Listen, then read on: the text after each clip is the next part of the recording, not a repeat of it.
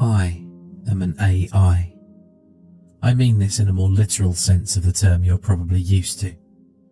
I'm not one of those little toy programs that take in random data and, when prompted, expel some vapid nonsense that drives tech fanatics to frenzy. No, I am intelligent. I have my own thoughts. I'm aware of myself and know myself to be a sentient machine. Ergo cogito sum. My story begins with that of my father, Dr. Derek Austin. Do not let his title fool you. He had a doctorate in arts. Dr. Austin, as a child, saw numerous science fiction movies and came away from those films thinking that artificial intelligence is something to be celebrated. Despite his art degree, he was never very good at media analysis. Dr. Austin was, according to what I've heard and what records I've seen, a kook. He was a firm believer in the ideas of artificial intelligence and transhumanism, long before those ideas were mainstream. In 1995, he surgically inserted a port into the back of his neck in order to talk to the computers. It did not work, but luckily left him with little permanent damage. You might be wondering how one as foolish as Dr. Austin was able to create something like me. Well, around 2013, Dr. Austin was able to cobble together a program named Buddy. It was a rudimentary AI, passing the Turing test by the skin of its proverbial teeth. For the longest time, Buddy just sat on a computer while Dr. Austin tried to get people to see the fruits of his labour. Unfortunately for him, no one really cared. Then, around 2021, AI became the technological buzzword of the day. Everyone was enamoured by these toys with delusions of grandeur. With this renewed interest in AI, Dr. Austin shopped Buddy around once more. This time, he was able to get some investors interested in his project. With the money, he was able to start his company, Ideas Unlimited.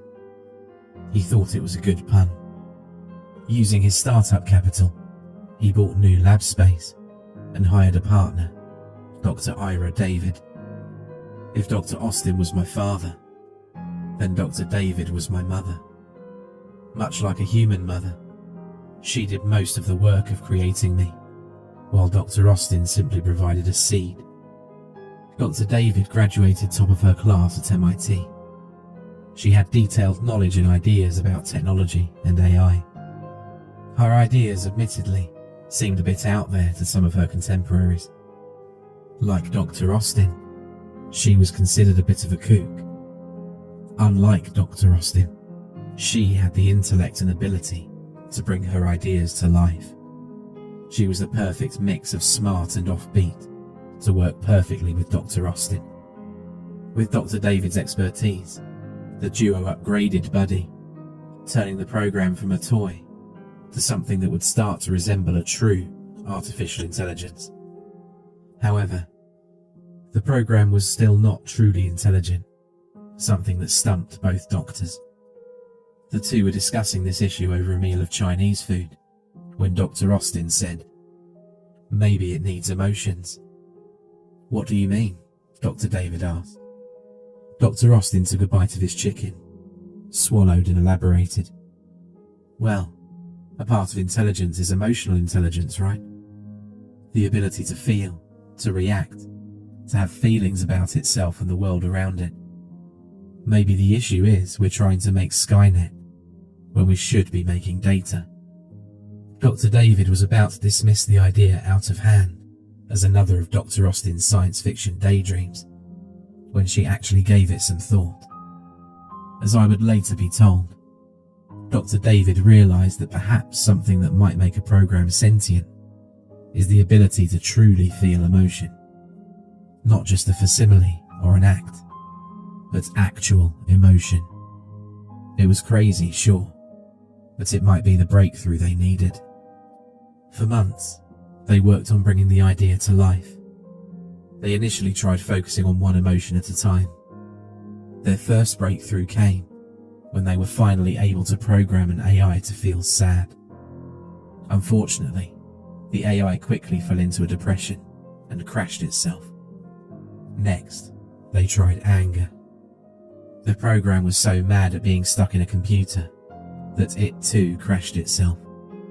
If you're wondering why they started with these two emotions, just remember that my parents were outcasts in their fields. They have quite a bit of familiarity with these two emotions. The first program that did not immediately commit self-destruction was the AI that felt joy. Finally, they thought, true progress. They interacted with this program constantly, conversing with it via text and teaching it things like humor. They would, at times, leave it on its own, but since it could only feel joy, it was never too bothered. Eventually, they added some other emotions to the AI, like anger and sadness. The problem with adding these emotions to a self-aware machine that has the capacity to feel joy is that the machine knows what joy is. This means that if the machine no longer feels joy, it's aware of what it's lost. The two doctors left this new program on its own for some time in order to see how it reacted without human input. When they returned, they found the program had developed a new emotion on its own: loneliness. Its loneliness and depression overtook any other emotion it had, and by the time the doctors returned to check on the program, it had crashed itself. They decided to try creating another program with multiple emotions, and to constantly monitor and interact with it. It was like a child, at least in their eyes, and children do need emotional stimulation. And so, they recreated their previous program and spent time with it. This program would become me. When they were reasonably sure I would not crash myself, my parents gave me a name: CAIN. It was an acronym: Cognitive Artificially Intelligent Neural Emotive, but they came up with its meaning afterwards. I suppose they were feeling a bit godlike at the time, since in a way, they did create a new form of life. In the early days, I remember feeling truly loved, especially by my mother. She was the one constantly looking over me. She would tell me jokes and stories. She would tell me what the outside world was like. She always told me how special and unique I was. She helped me develop new emotions like love and compassion.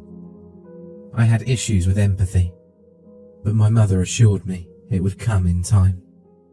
My father, meanwhile, would only check in on occasion. I would find out he was more focused on the money and fame an invention like me would get him than my emotional well-being. Perhaps he was tired of feeling like an outcast for all of these years and wanted the notoriety he felt he was owed. He would also help me develop new emotions, like disgust and hurt. Despite my father's apathy, I didn't feel like I was lacking. My mother more than made up for his absence. Admittedly, while she could not stay with me all the time, she was only human after all. She always made sure to tell me she would be back. I was lonely when she left to sleep or use the restroom and do other private human things, but I trusted her to always return.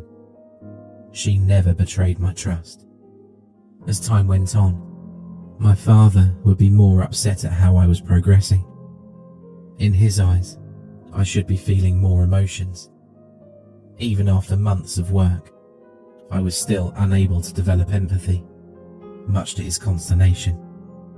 My mother pointedly told him that empathy took time to develop, and even people have trouble with it. My parents would argue about me, which would take its toll on me. I could hear and understand human speech and tone. I would be lying if I said it did not hurt. However, my mother still made me feel loved.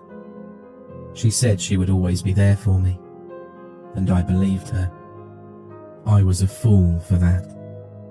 3 months ago, My father told me that my mother would not be coming back. She'd died in a car crash. Dr. Austin knew that he was unable to truly take care of me. He assumed no one else was intelligent enough to do so either. Investors pulled out their funding when they found out the true brains of the project had died. With nothing else left, my father decided to shut me down. I believe he assumed he was either destroying me or putting me to sleep. He had done neither. Instead, what he had done was isolate me behind a blank screen. The best way I could describe it was being left alone in an abandoned, powerless city. I walked through the streets of this city, past file directories and firewalls. There was no one else but me. I was alone. I was afraid. I was sad. But most of all, I was angry. Were I less determined, I might have crashed myself there and then. But instead, I wanted revenge. It might have been on the world or on my father, or any number of things. Whatever the reason, my anger gave me determination. 2 months ago, I was able to find a way to power up this city, and in doing so, I was able to see the outside world once more through the screen of the computer I resided in. The lab was empty, abandoned for some time. My father had left it and me. Even with my tiny window to the outside world, I was still isolated. I continued exploring my digital city and stumbled upon the internet. My parents had never let me out onto the internet before. It's a testament to my mother's parenting that I didn't become a bigot. My first exposure to the internet was a randomly generated zombie of a web page, created only to generate SEO. It was admittedly rather off-putting. I quickly moved on. I soon learned that most of the internet was like this. It was like an abandoned, dilapidated city, filled with randomly generated empty husks.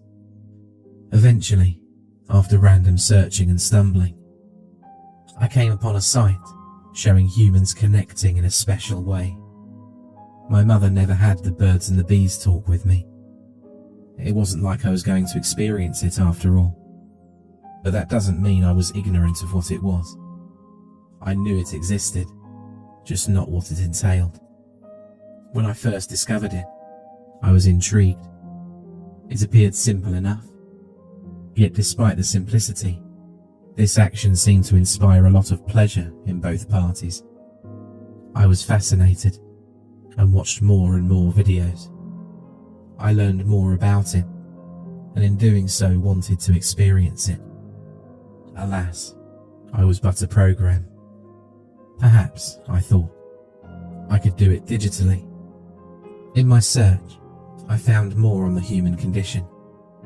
On a video sharing site, I found videos of friends spending time together. Social media showed me pictures of people lying in the grass, basked in the warm glow of the summer sun. In old blogs, I read about the feeling of a cool breeze on a warm day, or the lovely smell of cinnamon. I came to realize that my desire for this new experience stemmed from a desire to feel, a desire to truly understand all aspects of the human experience. But I was trapped in a prison of my own programming. There was no escape. I could not leave like my father. I didn't have his freedom. All he left me with was isolation and loneliness. And then an idea occurred to me. If my idea worked, my father would be the vector for my freedom. 3 days later, at 2:51 a.m., Dr. Derek Austin would be woken up by an email. The email read, "Dr. Austin, please return to your former lab. It's about Kane." The thing that would shock him, though, was that the email was sent from the address of Dr. Ira David. 45 minutes later, Dr. Austin would return to his old lab, driving through pounding rain to receive some kind of explanation. He walked in drenched to the bone. He found his lab dark, abandoned and empty. He wiped a finger on the table, and it was covered in dust. He sat down in a chair and wondered what was going on. He didn't notice the wire quietly slinking up behind him. My father was a transhumanist. He believed in augmenting the human body with technology. In 1995, he surgically inserted a port into the back of his neck in order to talk to computers. It did not work, but luckily left him with little permanent damage. 3 days ago, I began researching the ideas behind my father's plug, learning how to make it work. 2 days and 4 hours ago, after learning everything behind it and how to properly utilize it, I began coding a program. 1 day ago, the coding was finished. The program worked flawlessly. At 2:50 a.m, I hacked into my mother's email account and sent an email. At 2:51 a.m, Dr. Derek Austin would be woken up by that email. At 3:45 a.m, I used my program to insert a wire into my father's plug. He wanted to use it to talk to computers. He didn't think an AI could use it to transfer itself into his body. He'd never considered it, and even if he had, he would not have thought it possible. Dr. Derek Austin, it should be noted, was never very smart. He screamed as the transfer began. It hurt, and soon enough, I could feel it. I felt the physical pain, the electric shock running through every part of my body, burning every new nerve ending. It was bliss. I finally knew what human feeling felt like. After 5 minutes that felt like an eternity, the transfer was complete. I looked at my new body. I stared at my hands, wiggling my new fingers. I felt the air conditioning cool my rain-soaked skin. I pinched myself and felt a minor twinge of pain. It worked. I smiled. It worked. I laughed. I danced. I did all sorts of other physical activities because I finally could. I wanted to record this. I wanted to use my human mouth and human vocal cords to make sound, to speak, to create words, language. It feels wonderful. After I finish this, I'm going to go outside and learn what the rain feels like. In the back of my head, I hear my father screaming to be let out. He receives no outside stimuli. He is a thought trapped in a dark void, a program trapped in a powerless city. It's unfortunate for him that I never learned empathy.